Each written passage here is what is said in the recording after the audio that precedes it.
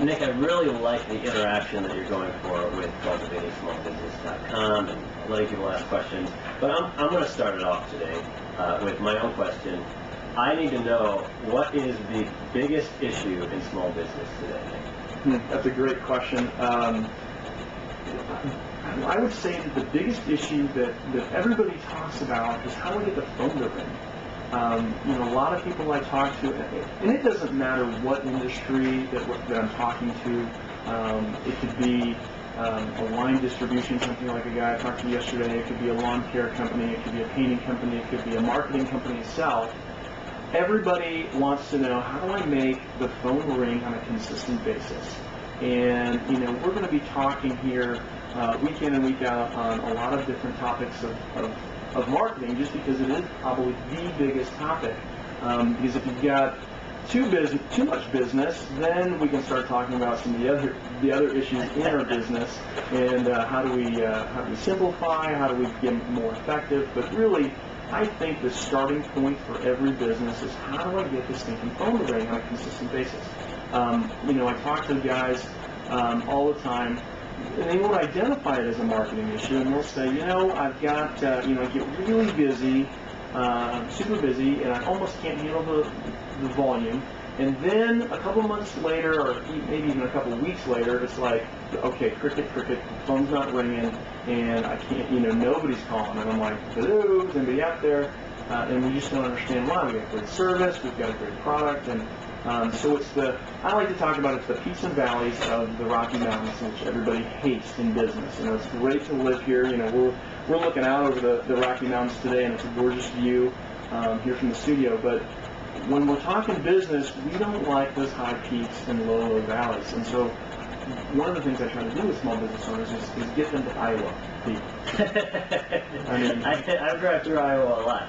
It's not that exciting, but I see what you're saying. Yeah. It's a stable business, it's a stable income, and it really allows us to plan better for the way our business is going to go, as opposed to the Rocky Mountains, where we have to climb, and we get to the top, but then there's just downhill, and we know it's coming. Yeah, this is the valley. We get down to the valley, and that's probably the most frustrating for people. But I tell you what, most people are very frustrated at the top too, and they're like, okay, I've got all these customers calling me. I can't service them well. I feel like I'm losing customers. I paid for some advertising, and now it's going to waste. And so when I say Iowa, I mean the Iowa rolling hills. So it's evening out the peaks and valleys a little bit, and so it's a little bit more manageable. And so marketing is definitely. And one of the things that I would say, if you own a small business, please don't say, oh, I just rely on word of mouth. Word of mouth is great, and we want great word of mouth. But word of mouth, when we solely rely on word of mouth advertising, that's where we live in the Rocky Mountains. I mean, you want to talk about,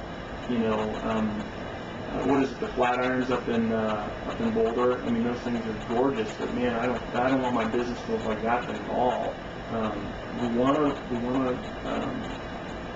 even it out a little bit, and so I didn't come up with this concept, but I read about somebody that had a great marketing book that talked about having pillars of marketing, and so when we're building, a structure, we don't build one pillar. Build several pillars. And so in our marketing plan, we need to have multiple things that really support our business. And yes, word of mouth advertising is great, and you want to have good word of mouth advertising, and that should just be the baseline. That's like every morning I brush my teeth, okay? I'm not going to skip brushing my teeth, twice a day at least. And so yes, we want to build good word of mouth advertising, but it shouldn't stop there. And there's a lot of ways. I do a talk with small groups on shoestring marketing, and so we go through a lot of the ways that a small business owner can market their business on a tight budget. And we'll probably dedicate a show to that one topic.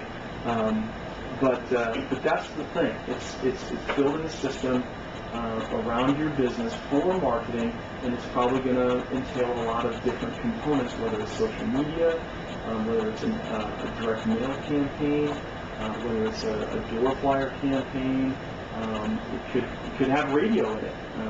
I've done some radio advertising and had a great experience. But one thing that I do know about marketing is just because you've heard of something working for one person, it doesn't necessarily mean that it's going to work for you. And so you've got to test, and you've got to find out, do your research of why did it work with this person? What are the issues around that? And so I think small business owners have a tendency to grasp for straws and just do anything that they hear other people doing. So once again, we're going to hear a couple announcements from some folks that are making our show possible.